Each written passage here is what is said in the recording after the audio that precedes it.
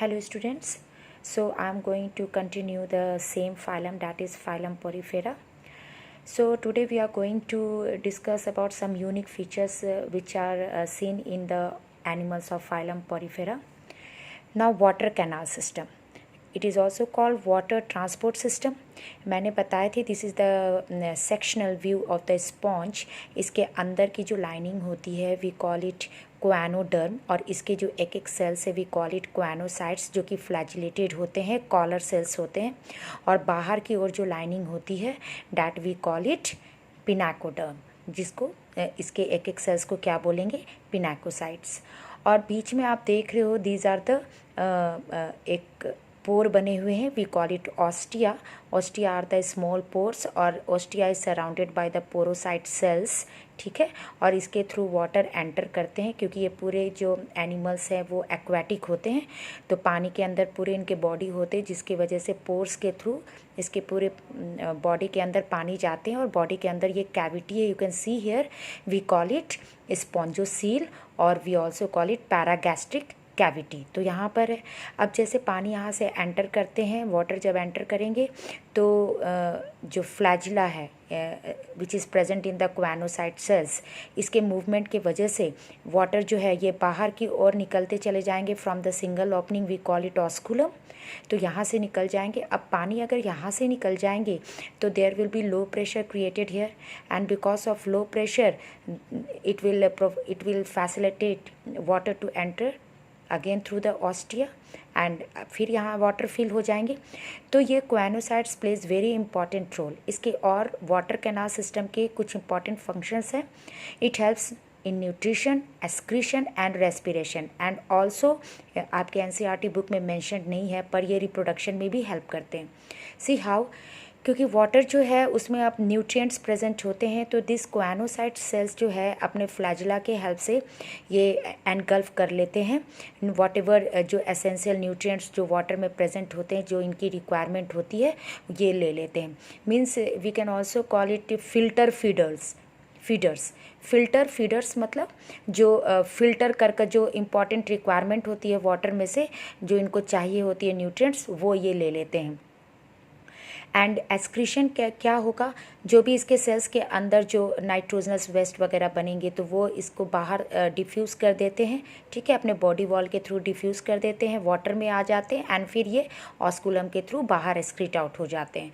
And respiration in the sense, क्योंकि अगर water enter कर रहा है तो उसमें डिजॉल्व ऑक्सीजन्स भी होते हैं, तो that will be taken by the help of diffusion process by the cell, and then अगर CO2 बने हैं तो वो फिर बाहर रिलीज़ कर देते हैं by the process of diffusion, और इस तरह से वो भी निकल जाते हैं. तो न्यूट्रिशन, एक्सक्रीशन एंड रेस्पिरेशन में बहुत इंपॉर्टेंट रोल प्ले करते हैं.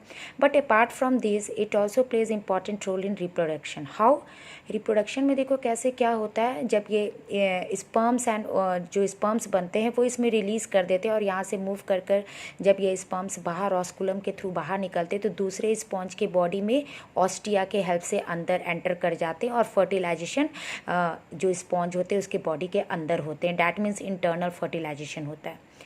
नाउ डाइजेशन में देखो यहाँ पर कोई भी आपके डाइजेस्टिव सिस्टम तो होते नहीं है, क्योंकि सिर्फ सेल्स के बने होते, तो अभी सिस्टम की बात करना बेकार है यहाँ पर.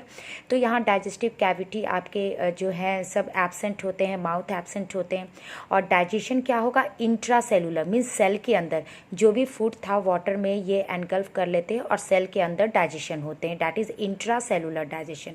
Extra cellular digestion means cell के बाहर होना, राइट. और अब देखो इसके तो 2 लेयर्स आपको दिख रहे थे. एक्चुअली इसको ट्रूली हम लोग एक्टोडर्म और एंडोडर्म नहीं बोल सकते, बट इसको स्पेशल नाम दिया गया. जो अंदर की लाइनिंग है उसको क्वानोडर्म, और जो बाहर की जो लाइनिंग है उसको पिनाकोडर्म. और बीच में आप खाली जगह देख रहे हो, तो इसमें जो है जिलेटिनस मटेरियल भरे हुए होते हैं, जिसमें आपके एमीबोसाइट सेल्स होते हैं. As the name suggest, amoeba जो अपना शेप को चेंज कर सकते हैं. ठीक है, तो इसमें बहुत सारे एमीबोसाइट सेल्स प्रेजेंट होते हैं, डिफरेंट टाइप्स के, जो अभी मैं एक्सप्लेन करूँगी. और इसमें देखो एक्चुअली स्केलेटल सिस्टम तो होता नहीं है, तो अब इनके बॉडी के शेप को मेंटेन कैसे होगा, तो उसके लिए इसमें स्पिक्यूल्स होते हैं, कुछ स्पॉन्जिन फाइबर्स होते हैं. स्पिक्यूल्स मीन्स या तो वो जो कांटेदार स्ट्रक्चर होते हैं, जैसे वो कैल्शियम कार्बोनेट के बने हो सकते हैं, सिलिका के बने हो सकते हैं. ठीक है, तो amoebocytes are present in the mesenchyme, जो कि इन बिटवीन है, जो कि एक जिलेटिनस मटेरियल है।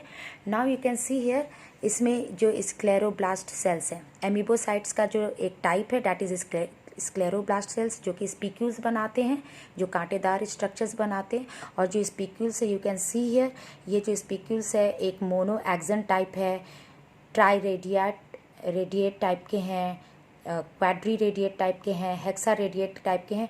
तो ये सब जो है, इसमें आप देखोगे कि जो स्पीक्यूल्स होते हैं वो mono action is most common, ये सभी स्पॉन्जेस में प्रेजेंट होंगे।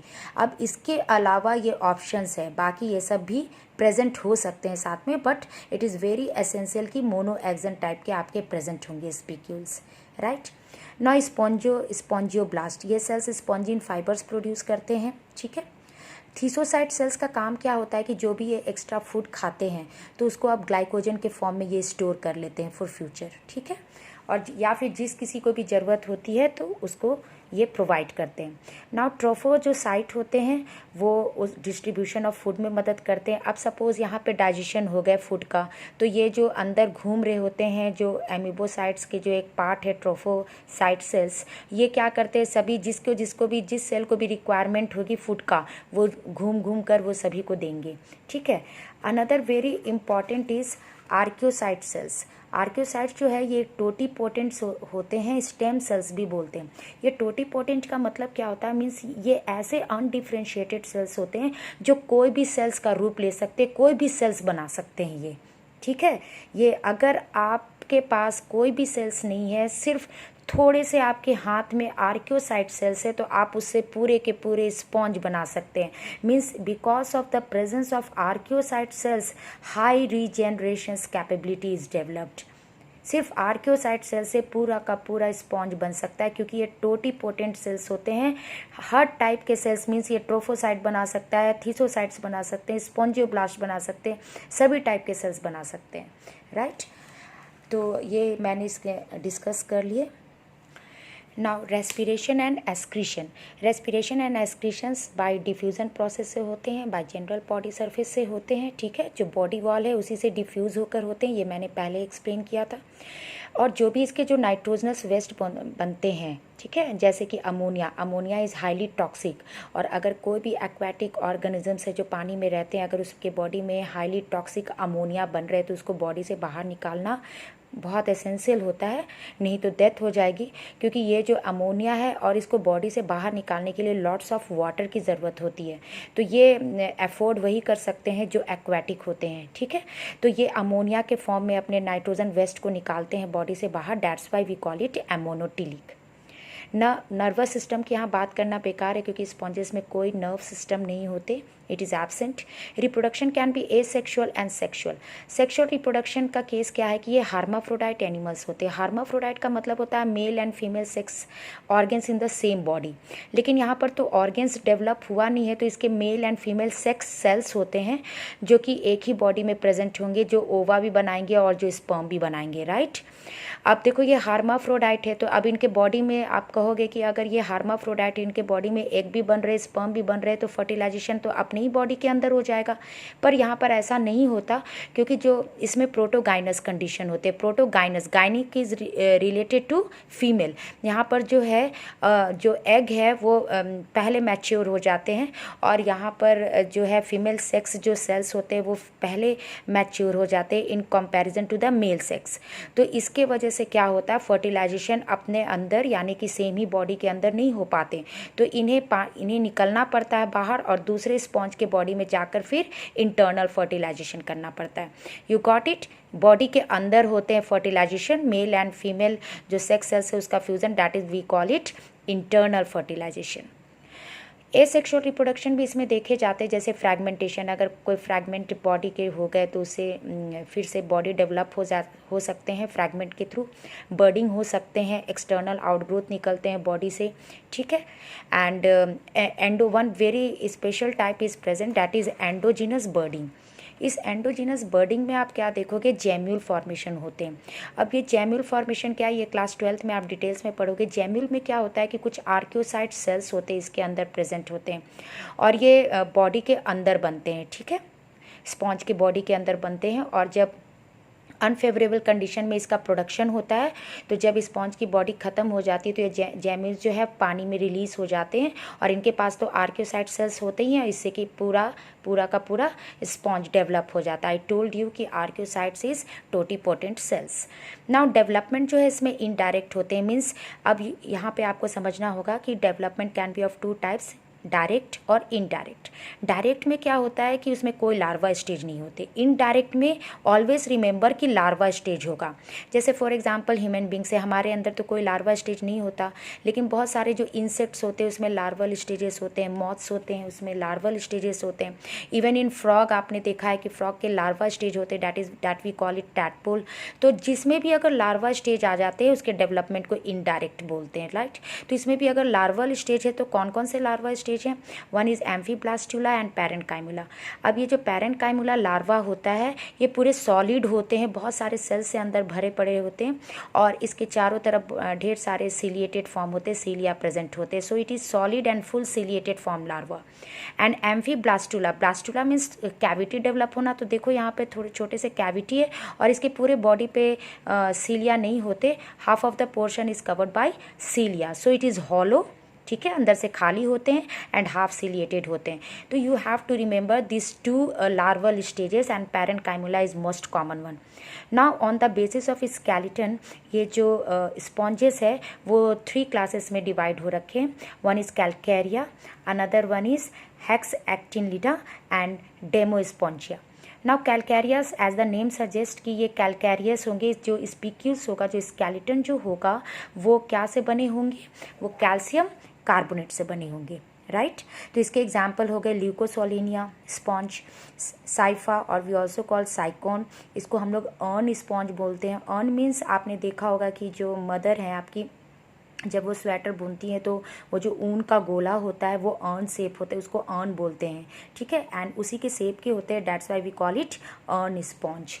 नाउ हेक्सएक्टिनलिडा, हेक्सएक्टिनलिडा में ये सिलिशियस स्पीक्यूल्स होते हैं, मीन्स सिलिका के बने होते हैं। इसमें एग्जांपल है यूप्लैक्टेला, जिसको वेनस फ्लावर बास्केट भी बोलते हैं।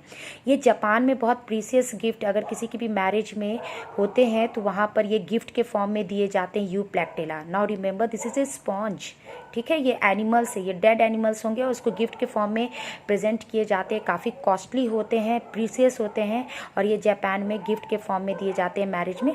उनका ये मानना होता है, क्योंकि देखो यूप्लैक्टेला में क्या होता है कि श्रिम्प्स जो होते हैं, जो ऑर्गेनिज्म श्रिम्प्स होते हैं, वो मेल एंड फीमेल श्रिम्प्स इसके अंदर चले जाते हैं, ठीक है।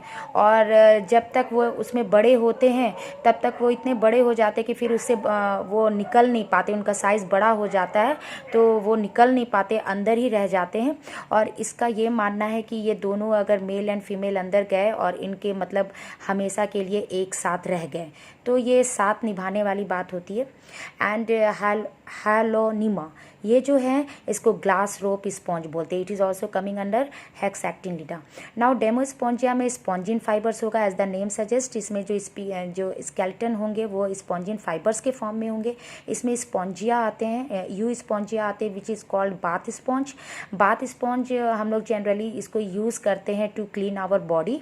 एंड स्पॉन्जिला जो है वो फ्रेश वाटर स्पॉन्ज है। This is very very important, you have to remember, ये बहुत बार क्वेश्चन आ चुके हैं। जो स्पॉन्जिला होते हैं it is a fresh water sponge, ठीक है। Cliona, it is called boring sponge. Boring sponge का मतलब होता है, देखो कुछ मोलासेस होते हैं या फिर जो सिप्स होते हैं उसमें ये होल कर देते हैं, ड्रिल कर देते हैं, छेद कर देते हैं, जिसके वजह से काफ़ी नुकसान होता है। And that's why we call it cliona which is called boring sponge.